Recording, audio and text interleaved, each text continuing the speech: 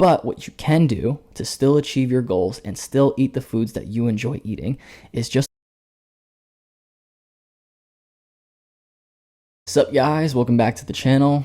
Today we're going to be talking about the 3 principles that you should be following in order to actually lose your fat for the summer. And at the time of recording this video, it's already about mid-March. And if you're someone that's probably thinking, wow, it's already mid-March and the weather's starting to warm up and I'm still not in good shape, I don't know what to do, I'm probably going to have to now do endless sit-ups and like 10 marathons by June just to burn off all the fat that I want to burn. But truth be told, none of that even matters if you don't know what to eat or the principles that you should be following when you're eating.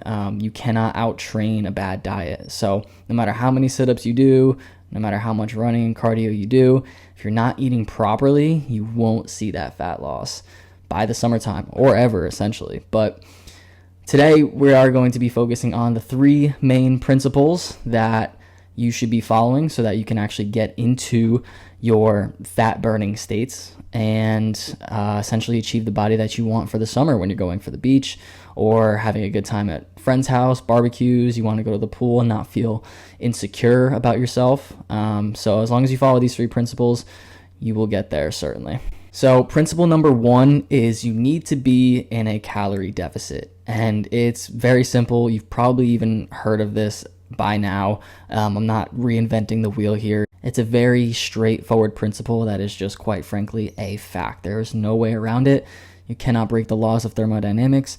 It needs to happen. If you're thinking, I don't know what a calorie deficit is, it's essentially you need to be eating less than you burn throughout a given day, week, month, year, etc., whatever time period. So as long as you're consuming, as long as you're eating or consuming any sort of food or drinks, because drinks have calories too, except for water, but you need to be consuming less calories than you're burning throughout the day. So there's 2 ways to achieve this. 1, you either burn more, so through exercise or through other means, or eat less, or a combination of the both, up to you.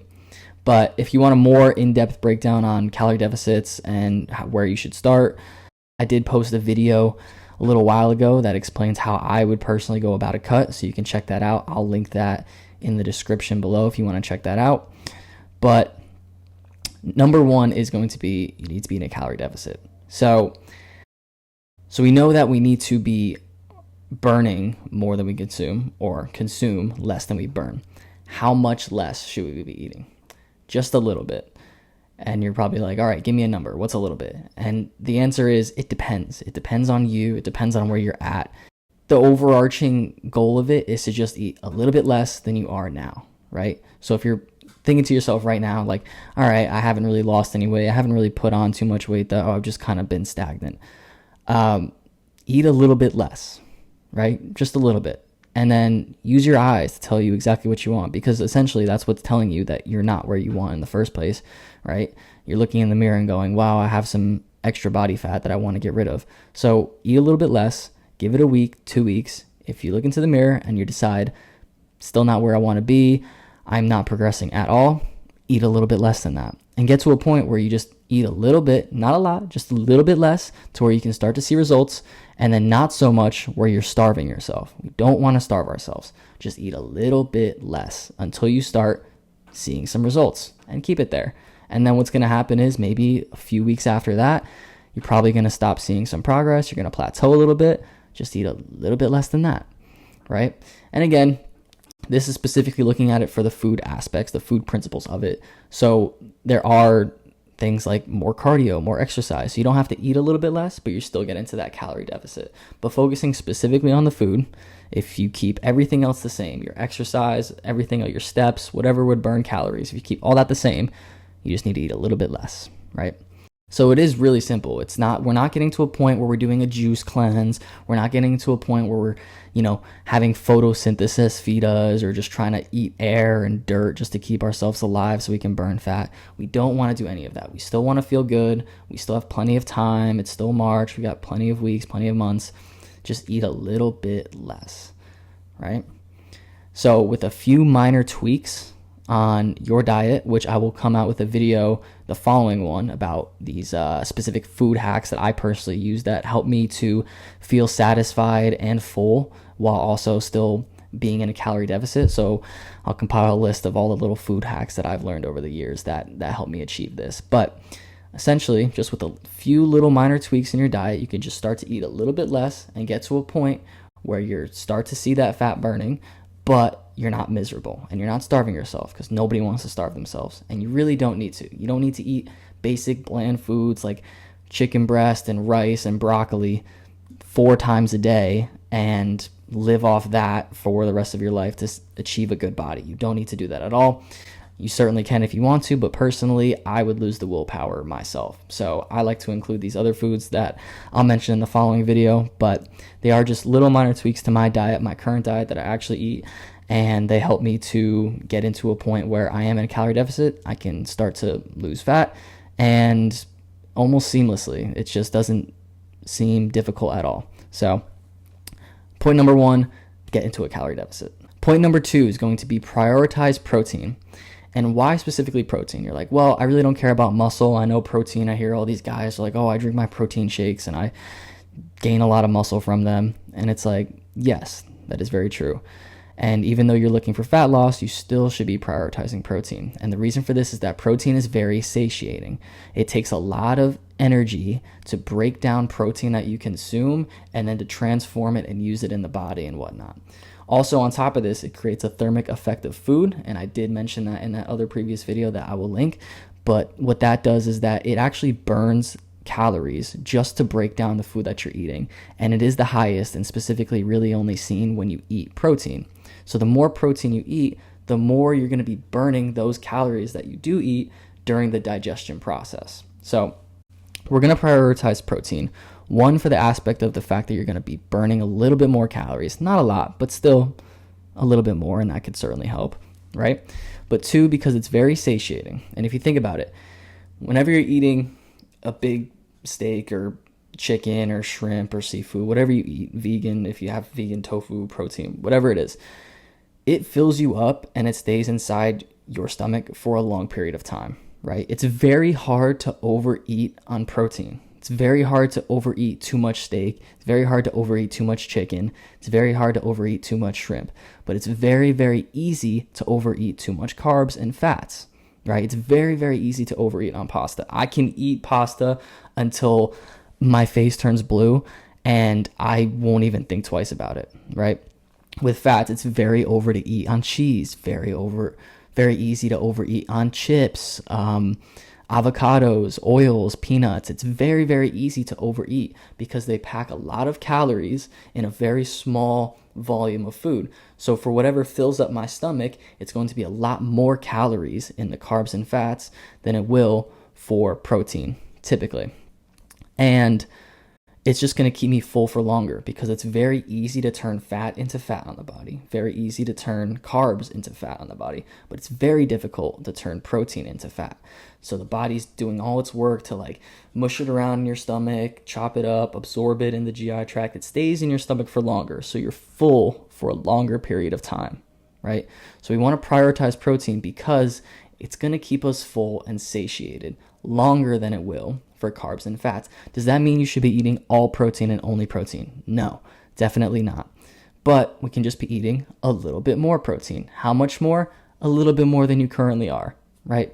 So most people aren't eating enough protein to where they're going to see any adverse effects from it, right? It takes a very large amount of protein to the fact where you'll probably end up just like throwing it up before you actually see any damage to your body. So humans can honestly consume almost endless amounts of protein. Our body does have like the necessary enzymes to break it down and to convert it in our body, but it's very, very hard to even eat to that point. I'm someone that eats a decent amount of protein in a given day, almost 1.5 grams per pound of body weight, which is already honestly excessively high.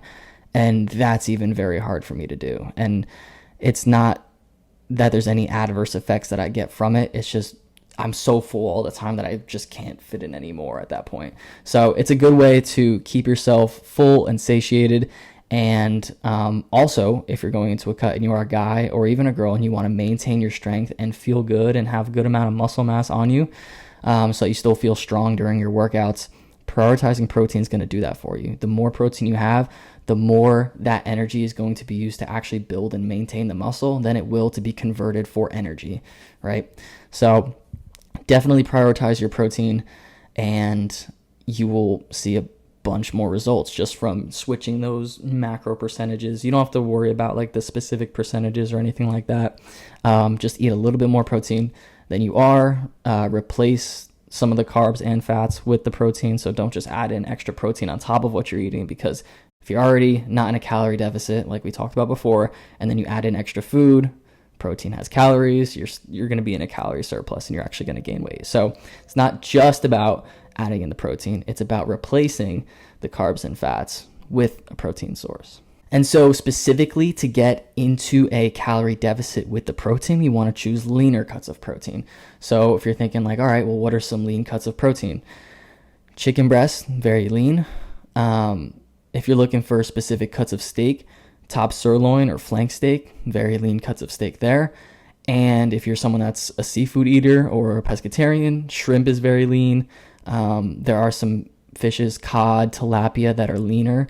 I'd still do recommend, if you are anyone, honestly, to still consume fatty fish, at least on a weekly basis, so one time per week, whether that be salmon or sardines or anchovies or whatever it is.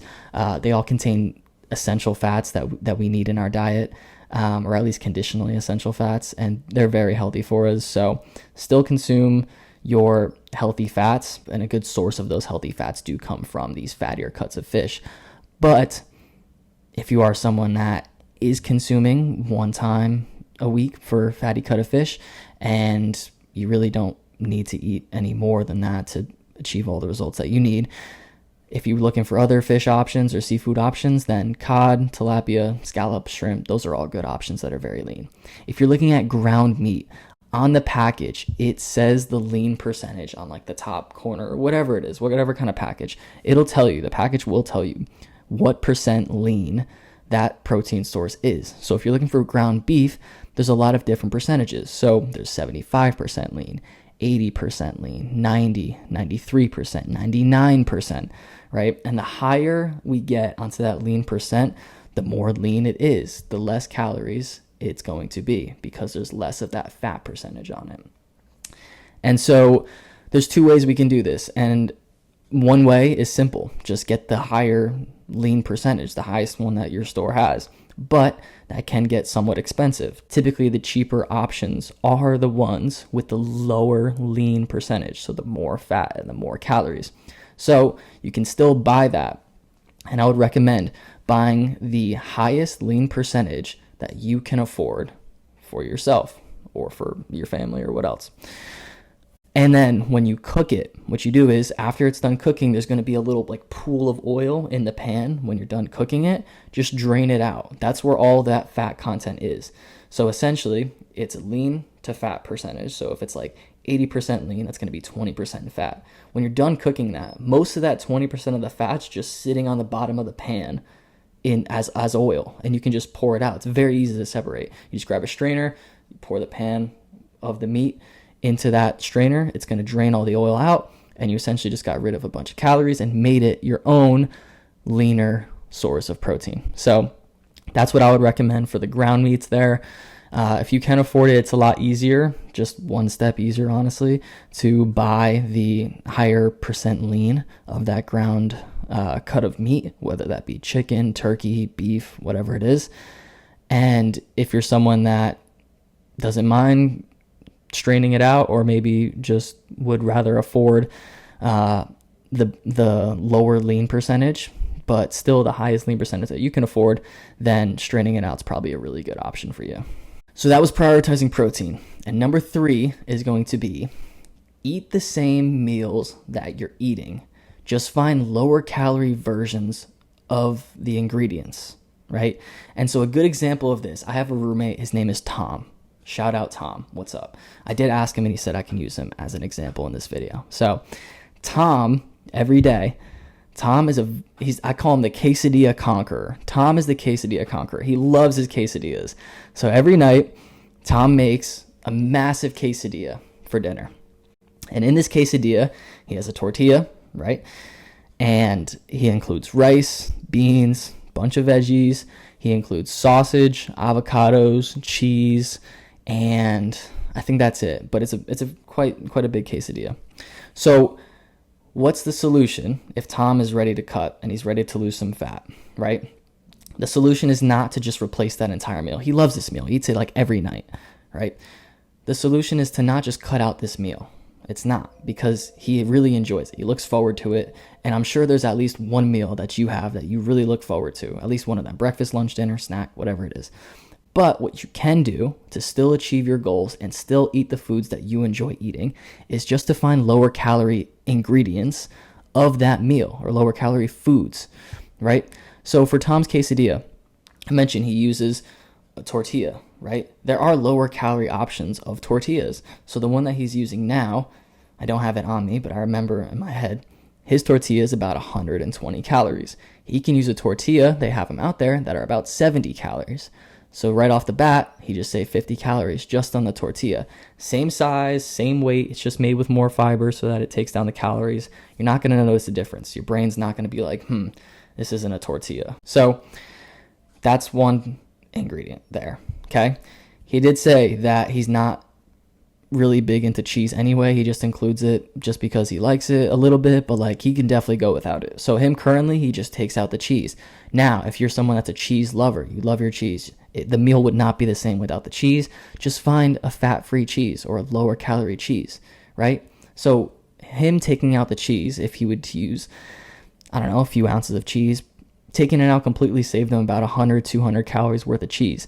If you were to just use a lower calorie cheese or a fat-free cheese, you're going to save 50, 100 calories there. So just in the tortilla and the cheese alone, which are not big differences, at least in taste or your enjoyment of eating the food, you're already saving 200 calories. And if you're someone that's at your maintenance, meaning you're eating the same amount as you're burning, and then we lower that 200 calories, you're burning more than you're eating now. And you're going to start to use fat as fuel and burn that fat. So just from those slight changes, you're already going to burn fat, right? Seamless, like literally not even going to notice a difference. And you're already going to be starting to progress toward your goals.